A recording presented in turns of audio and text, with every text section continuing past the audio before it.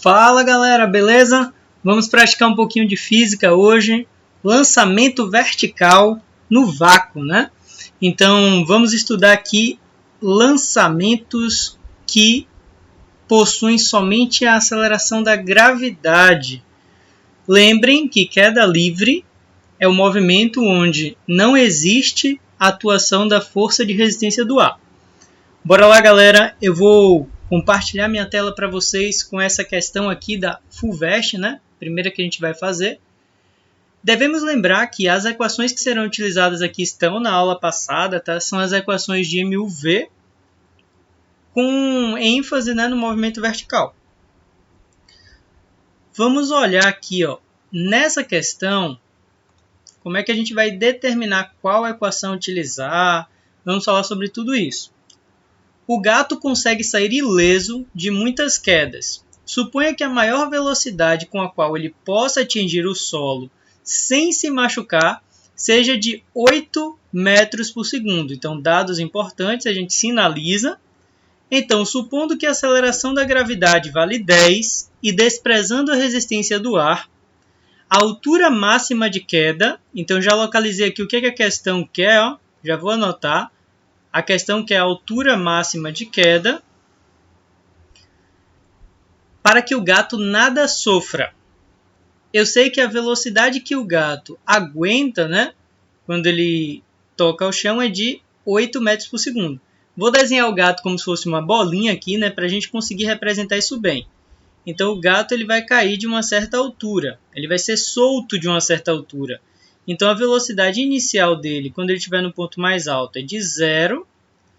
E ele vai atingir o chão com uma velocidade de 8 metros por segundo. Isso para que ele não se machuque. Aqui é o solo, no caso.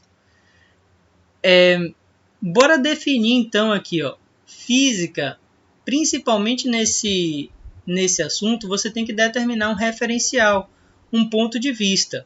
Então vamos escolher um ponto de vista aqui onde toda posição para baixo seja considerada positiva, né? Tudo que estiver apontando para baixo é considerado como positivo e tudo que aponta para cima é negativo. Vou considerar que essa posição inicial aqui da bolinha, ou no caso do gato, né, é uma altura igual a 0. Então essa é uma altura inicial igual a 0. E quando ele chega lá embaixo, a altura dele final vai ser h. Ele vai ter percorrido essa distância aqui, que a gente sabe que é h. Maiúsculo. Pessoal, se eu considerei que para baixo era positivo, então a aceleração da gravidade, que aponta para baixo, também vai ser positiva. Vamos escrever então nossa equação. Na queda livre, eu posso escrever aqui, ó, a função horária, né? Já considerando a minha aceleração como g, porque a aceleração agora se tornou a aceleração da gravidade. Positiva, porque está para baixo. Eu sei que a altura inicial eu considerei que era 0. A altura final, não sei. E aí a gente vai tentar determinar ela. Quando eu for por esse caminho, observem que eu estou utilizando aqui o tempo.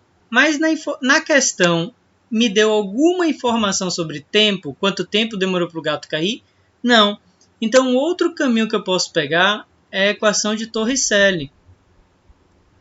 Vou colocar aqui, ó, mais 2g ΔH.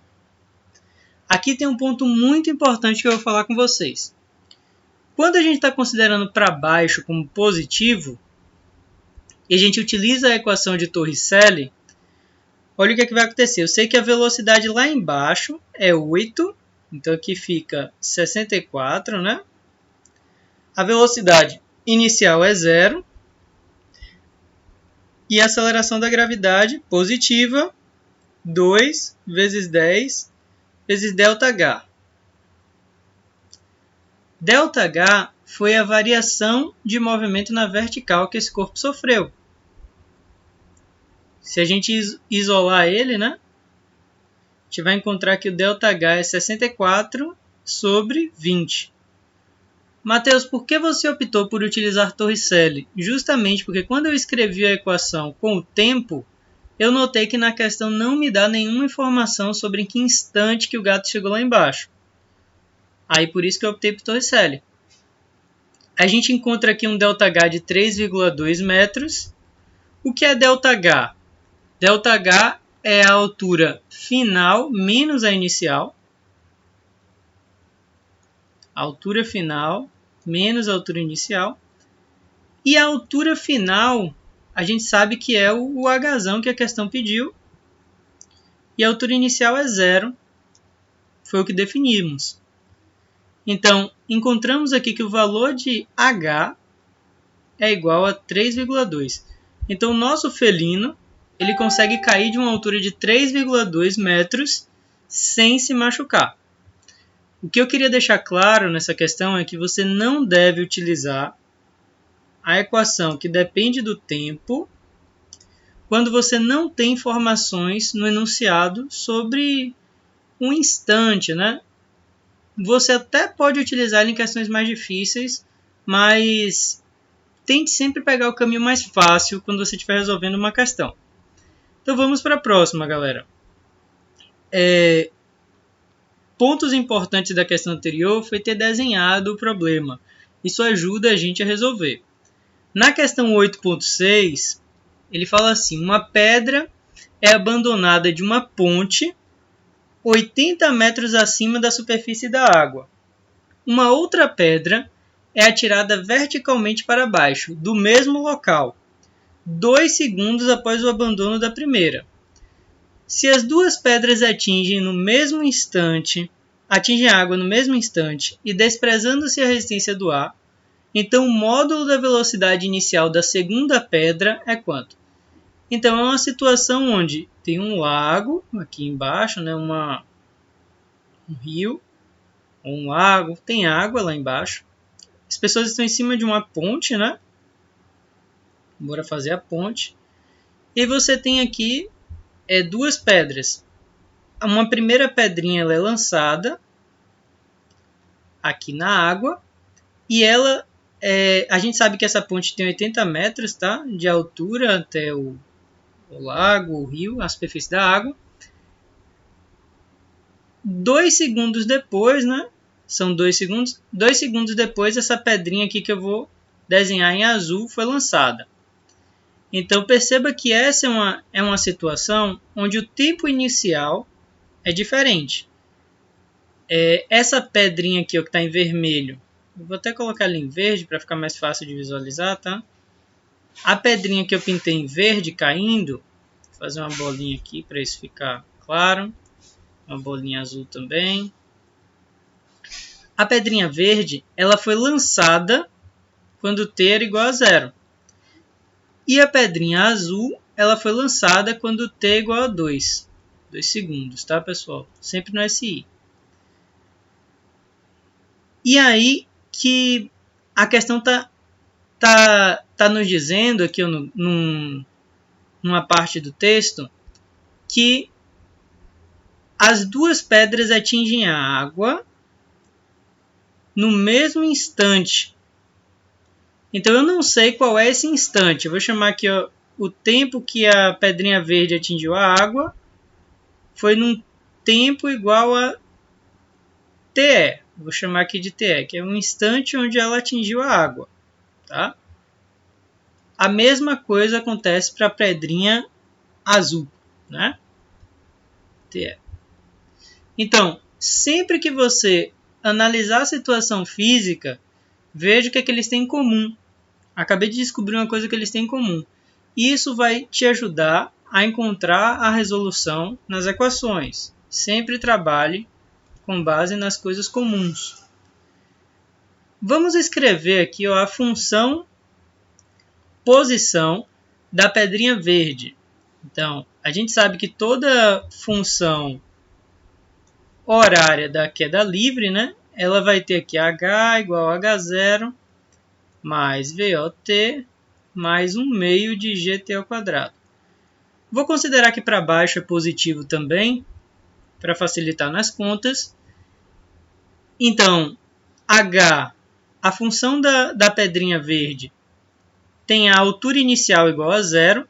Vou considerar que esse ponto aqui, ó, mais superior, a altura inicial igual a zero. O ponto de baixo, na superfície da água, é quando a altura igual a h, ou 80 metros, né, no caso. Então, esse ponto aqui é na superfície do lago. Eu vou considerar que a altura é 80. Então, a equação verde ela vai se transformar em h igual a h0, eu sei que vale 0, então nem vou representar. V0, a velocidade inicial da pedrinha verde, que foi a primeira, ela foi abandonada. Percebam, toda vez que tiver esse termo aqui, ó, uma pedra é abandonada. Então ela é solta, a velocidade inicial dela é 0. Sobra somente 1 meio de gt ao quadrado. Só que g vale 10. Então isso ficaria 5t ao quadrado. Para a pedrinha azul, a gente já tem uma situação diferente. A pedrinha azul, ela foi atirada. Ela não foi abandonada, né? São coisas diferentes. Então, a bolinha azul ela tem uma velocidade inicial. A altura inicial continua sendo 0. A velocidade inicial agora é v0. A mesma coisa acontece com o final aqui para a bolinha azul. Então, temos essas duas funções horárias. Sabemos que, ao atingir a água, as duas estavam juntas, né? Vou dizer assim, as duas juntamente atingiram a água. Existe uma maneira da gente escrever essas equações de forma a simplificar o problema. Considere aqui que no instante t0 é o início do movimento, né? Então eu vou chamar aqui ó, esse tempo da bolinha verde. Se ela foi lançada a 0 segundos, t0 dela vale 0. E na bolinha azul, se ela foi lançada no instante 2 segundos, o t0 dela vale 2. Toda questão que envolver lançamentos em instantes diferentes, você tem que trocar ali onde tem t nas suas fórmulas. Vai ter que ser ó, t menos t0, tá? Então, bora ver como é que fica a equação verde e a equação azul. A equação verde fica h igual a 5, onde tem t ao quadrado vai virar t menos t0 ao quadrado. E a equação azul, ela muda um pouquinho mais, né? Professor, está parecendo que está complicando mais. A gente precisa fazer isso em questões um pouco mais difíceis, tudo bem? Você vai fazer uma questão do ITA, por exemplo, você tem que ter esse cuidado. Por que eu fiz esse T0? Eu sei que são diferentes, tanto para a bolinha azul quanto para a bolinha verde. Na bolinha verde, a equação vai continuar sendo 5, o t vale t, o t0 vale 0. Então não mudou nada, fica 5t ao quadrado. Já na equação azul, muda tudo. Fica v0, t menos 2, porque o instante de lançamento foi 2, mais 5t menos 2 ao quadrado. Beleza até aqui. A gente sabe que quando eles se encontram na água ao mesmo tempo, a altura, o valor de h, vale 80. Né? E tem que valer 80 para a bolinha verde e 80 para a bolinha azul também. Eu tenho que escolher a equação mais simples para eu descobrir o valor do TE, do tempo de encontro com a água. O instante de encontro com a água. Utilizando a equação verde, eu vou descobrir quanto tempo demora para chegar até a água.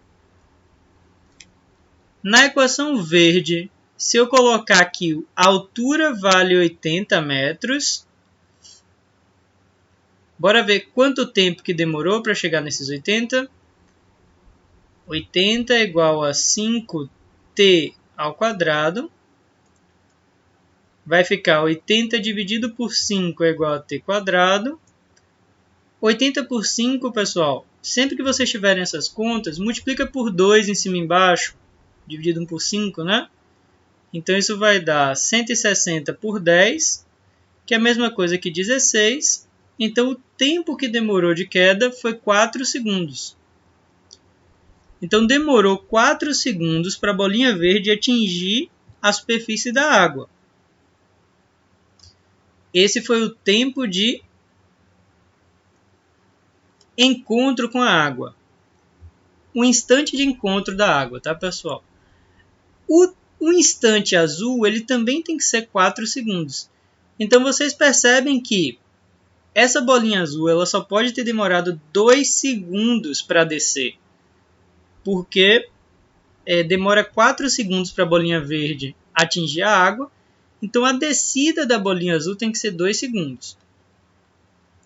Substituindo a altura da equação azul por 80 e o instante como 4, a gente vai encontrar o valor da velocidade inicial. Porque observem nessa equação azul que a única coisa que vai sobrar quando eu substituir esses valores é a incógnita V0. Então a gente vai ter aqui 80.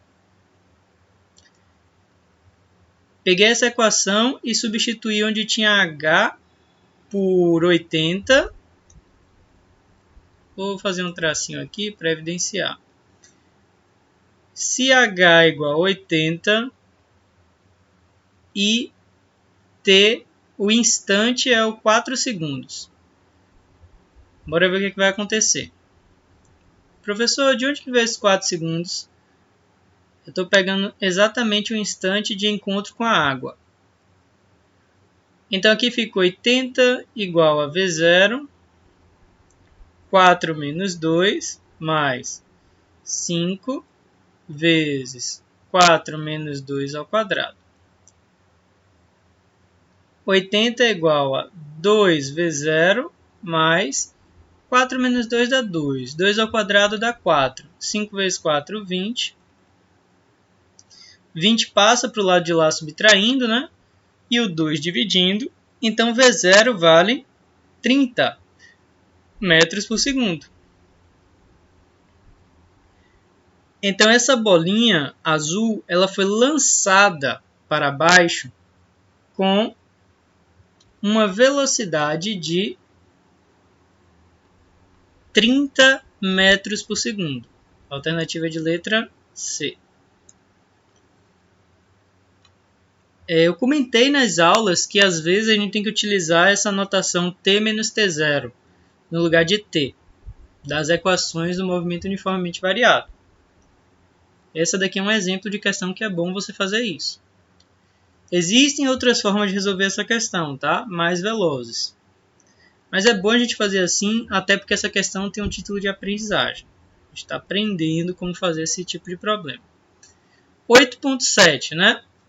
Um corpo em queda livre, partindo do repouso, então já é uma informação importante, percorre uma distância d vertical após 2 segundos de queda. Então, em 2 segundos de queda, esse móvel percorreu uma distância d. Logo, a distância percorrida em 6 segundos, aqui já é uma nova situação, ó, contados desde o início da queda, será... Percebam que ele teve cautela nessa questão.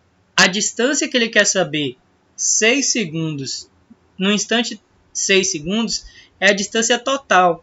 Então, é a soma das distâncias que foi percorrida a cada segundo. Bora interpretar isso. Você tem aqui um corpo em queda livre. Ele partiu do repouso, então a velocidade inicial é 0. E ele começa a cair. Então ele vai ganhar velocidade, né? Porque tem uma aceleração da gravidade atuando sobre ele. Vou considerar essa aceleração da gravidade positiva, porque estou convencionando que para baixo é positivo. E ele quer saber qual é a distância depois de 6 segundos. Primeiro vai ter uma distânciazinha que foi percorrida num instante 2 segundos. Depois vai ter uma nova distância, que aqui eu vou chamar de x, que ele vai ter percorrido depois de t igual a 6 segundos. Utilizando a equação da função horária no movimento uniformemente variado, aqui para essa situação, né, eu vou ter aqui, como ele me deu os instantes de tempo, eu posso utilizar a equação função do tempo, tá? Então, altura é igual a altura inicial mais velocidade vezes tempo mais 1 meio de gt ao quadrado. Já coloquei na aceleração a letra G. A altura inicial, sempre a gente considera que a altura inicial é 0, né? E a altura final vai ser d ou x, a depender do instante que eu esteja pegando. Vamos selecionar primeiro o instante 2 segundos. Então, h, instante 2 segundos eu vou representar em vermelho, tá? Então, o h no instante 2 segundos ele vale d, porque é a distância que desceu, né, depois de 2 segundos. A altura inicial vale 0, a velocidade inicial também vale 0, sobra somente 1 meio vezes g vezes 4, t ao quadrado é 4. Para o t igual a 6 segundos, a altura se transforma em x, a altura inicial é 0, velocidade inicial também é 0, sobra somente 1 meio de g vezes 36, porque seria 6 ao quadrado. E ele quer saber, contados desde o início, por isso que quando ele utiliza esse termo aqui, ó, contados desde o início da queda, representa que ele quer o valor exato de x.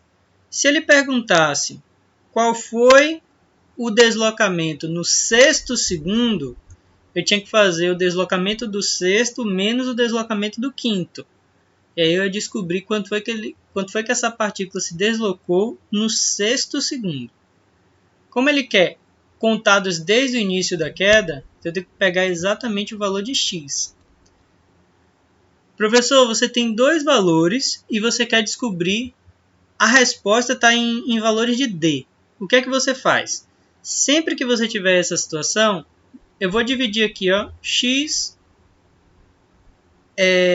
por d. Bora fazer isso para ver quanto é que dá? Vou colocar essa divisão em azul. Tá?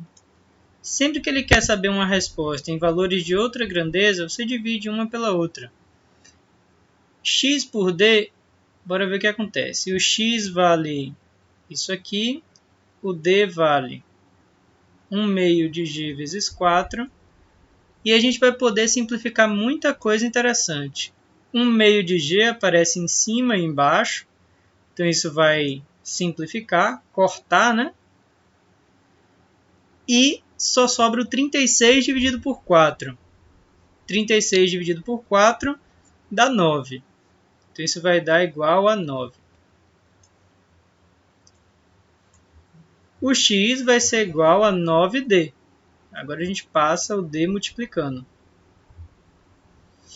que seria o que está ali na letra A, né? Pronto. Para fazer um paralelo com essa questão, a gente vai fazer agora a número 8, que vai pedir o deslocamento em um intervalo específico. Observe. É bem sutil essa diferença. Aqui ele pediu contados desde o início da queda, e na próxima aqui ele vai pedir não contados desde o início, mas contados um pouco diferente. Olha, um móvel é abandonado em queda livre, então ele está em queda livre e a partir do repouso, então a velocidade inicial é 0. Uma distância d, ele percorreu então uma distância d durante o primeiro segundo de movimento. Um móvel é abandonado em queda livre, percorrendo, a partir do repouso, uma distância d durante o primeiro segundo de movimento. Durante o terceiro segundo de movimento, esse móvel percorre uma distância de quanto? Tenho muito cuidado com essa questão. Muito cuidado. Durante o terceiro segundo de movimento, esse móvel percorre uma distância... Bora lá. A gente sabe que todo movimento acelerado, ele vai estar... então, vou representar aqui de acordo com os instantes. T igual a 0. Aí ele vai ter um deslocamento t igual a 1. Vou chamar esse deslocamento de x. Quando passar aqui agora 2 segundos, o deslocamento ele vai ser maior do que o anterior. Então, se a questão perguntasse qual foi o deslocamento no primeiro segundo de movimento, x, e no segundo segundo de movimento, né? Seria agora o valor y. Isso aqui a gente pode até fazer uma proporção de movimentos acelerados, tá? Sempre essa proporção vai ser cada vez maior, cada vez maior. Vou colocar aqui ainda z, no terceiro segundo de movimento. O problema é que quando a gente faz aquela fórmula altura igual a altura inicial mais velocidade vezes tempo mais 1 meio de gt ao quadrado, você não está calculando o deslocamento em cada instante. Você está descobrindo a posição em cada instante. Então, o valor que você vai encontrar aqui nessa fórmula, quando você coloca t igual a 1, é o valor de x. H vai ser x. Quando você colocar t igual a 2, o valor que você vai encontrar é x mais y. Então, perceba que essa fórmula ela não diz qual é o deslocamento em cada instante. Ela te diz qual é a posição da partícula em cada instante. Tudo bem? Então, sabendo disso, bora resolver essa questão. Se é a partir do repouso, bora escrever a situação em amarelo, né? A partir do repouso, então, a altura inicial, a gente vai considerar que é 0. Né? Vou considerar que essa altura inicial é igual a 0. Então, a gente fica com... E a velocidade inicial também é 0. Sobra somente 1 meio de g vezes t ao quadrado. Para todo o movimento, a gente vai poder utilizar essa fórmula para as posições, nessa fórmula amarela. Ele quer saber qual é o valor de z, gente. Olha ali, ó. Ele quer saber qual é o valor de z. Como descobrimos o valor de z? A questão informou que no primeiro segundo de movimento, a distância percorrida era d. Vocês percebem que o d, então, é o valor de x no primeiro segundo de movimento, d. Se eu colocar onde tem a letra t, o valor 1, nessa fórmula que a gente acabou de obter, dá para perceber que o valor de d é 1 meio da aceleração da gravidade.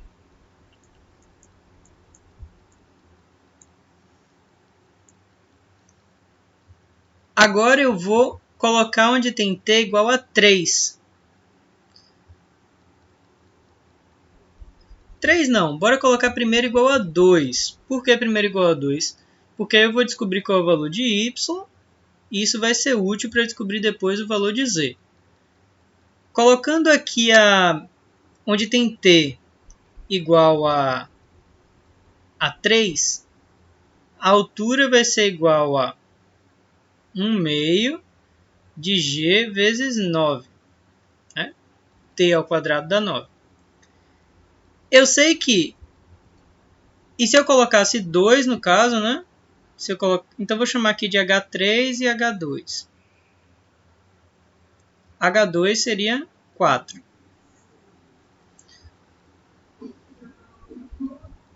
A altura 1 foi x, a altura 2, x mais y, E a altura 3 seria x mais y mais z. Deixa eu anotar isso aqui. A altura 1 ela vai ser x. A altura 2 vai ser x mais y. E a altura 3, x mais y mais z.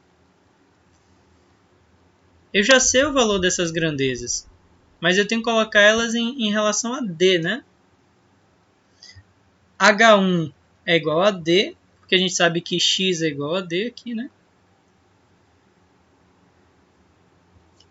Mas o d é 1/2 de g. Olhem essa relação.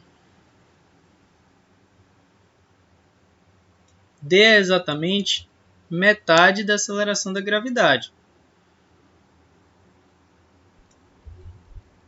Como eu sei que H3 é metade da aceleração da gravidade vezes 9, se eu colocasse aqui, ó, no que eu acabei de circular em roxo, eu vou substituir pela letra D. Então vai ficar D vezes o 9 que já estava. Bora fazer na de baixo. Onde tinha 1/2 da aceleração da gravidade, vai ficar D vezes o 4 que já estava. Então eu descobri quem é a altura 2 e quem é a altura 3. A altura 2 vale 4D e a altura 3 vale 9D. Se eu quero descobrir o valor de Z, somente o valor de Z, eu pego a altura 3 e retiro a altura 2. Então, se eu pegar aqui, ó, a altura 3 menos a altura 2, é como se eu pegasse todo o tamanho até 3 segundos, de 0 até 3 segundos, e retirasse de 0 até 2 segundos, para encontrar o valor de Z. Logo, o valor de Z vai ser 9D menos 4D, que dá 5D. Portanto, a alternativa correta é a de letra C, 5D. O gabarito está correto. Tenham cuidado com essa questão, retornem, olhem novamente. Percebam que a gente fez um paralelo aqui com a questão anterior. Na questão anterior, ele contava desde o início da queda. Olha como x e d são coisas bem diferentes. Agora, quando a gente não conta a partir do início da queda, a gente vai ter tamanhos diferentes a cada segundo. Por isso que vai ser diferente a resolução. Tá? Vamos agora então para a questão de número 9. 8.9. Um objeto é lançado verticalmente para cima e atinge no ponto mais alto de sua trajetória uma altura igual a 20 metros. Desconsiderando a resistência do ar e considerando g igual a 10, determine a velocidade com que foi lançado e a letra B, em quanto tempo após o lançamento ele retorna ao ponto de partida. Primeira coisa que vamos fazer aqui. Se um objeto é lançado verticalmente para cima, já vai desenhar essa situação com uma velocidade inicial. Não sei quanto vale. E a questão diz que o ponto mais alto que essa coisa atinge, no ponto mais alto a velocidade vai ser igual a 0. Porque não sobe mais. E esse ponto mais alto está a 20 metros de distância do ponto inicial. Então a única informação importante foi esses 20 metros. Né? E você interpretar que o ponto mais alto da trajetória tem velocidade 0. Desconsiderando a resistência do ar e considerando g igual a 10, a aceleração da gravidade aponta para baixo. Nessa questão, vou considerar que para baixo é negativo. Então a velocidade inicial é positiva. E o que ele me perguntou de cara foi qual é a velocidade com que foi lançado. Não me deu nenhuma informação sobre o tempo. Se ele não me deu nenhuma informação sobre o tempo, diretamente eu vou para a Torricelli. Com a gravidade negativa, né, gente? Então, onde tem a aceleração, eu vou colocar menos g. A velocidade final é 0. A velocidade inicial é o que eu quero descobrir. Vou colocar aqui menos 2g no lugar da aceleração. E o ΔS ele vai ser 20 metros. Passando esse 2GH negativo para o primeiro membro, fica que 40G é igual à velocidade inicial ao quadrado. G vale 10, né? A questão mesmo nos disse aqui no enunciado. Portanto, a gente vai obter aqui velocidade inicial ao quadrado igual a 400, velocidade inicial raiz quadrada de 400. Isso aqui apareceria um mais ou menos, só que estamos desprezando a solução negativa, né? Raiz quadrada de 400 é 20 metros por segundo. Encontrei a velocidade inicial de lançamento. Letra B. Em quanto tempo após o lançamento ele retorna ao ponto de partida? Aqui você pode fazer de duas maneiras. Você pode fazer simplesmente com raciocínio lógico, que é muito mais fácil, ou você pode utilizar as fórmulas. Que fórmula que eu utilizaria, professor? Você pode utilizar aqui a fórmula da velocidade ao longo do tempo. A gente sabe que a velocidade ela vai diminuir na subida e aumentar na descida. Então, quanto tempo demora para subir? Bora colocar aqui. A velocidade final da subida vai ser 0, a velocidade inicial 20, aceleração da gravidade 10, tempo de subida. Então, resolvendo essa equação, a gente encontra que o tempo de subida é 2 segundos. Se demora 2 segundos para subir, demora 2 segundos para descer. O tempo total deu 4. Mas bora interpretar isso aqui direitinho. Por que deu 4 segundos no tempo total? O tempo total é o tempo de subida mais o tempo de descida. Como a gente está considerando que essa bolinha está no vácuo, 2 segundos para subir e 2 para descer. 4 segundos. Pessoal, vamos interpretar isso aqui sem fazer essa fórmula. Se eu tivesse uma bolinha subindo com 20 metros por segundo, e eu sei que a aceleração da gravidade é 10 para baixo, o módulo dessa aceleração é igual a 10, né? Então, a cada segundo que fosse passando aqui, essa velocidade ia diminuindo 10. Então, 1 segundo, no início era 20, 1 segundo depois virou 10. 2 segundos depois virou 0. Aqui é a bolinha e do lado é a velocidade, tá? Para descer vai acontecer a mesma coisa, só que no sentido contrário. Estava com 0, descendo agora com 10, depois descendo com 20. Então, aqui seria no instante 3, aqui ainda é no instante 2, no instante 3 é já embaixo, aqui eu descendo, e no instante 4 atingindo a mão da pessoa que lançou, né? Então, essa interpretação ela dá para você fazer ela sem fazer conta.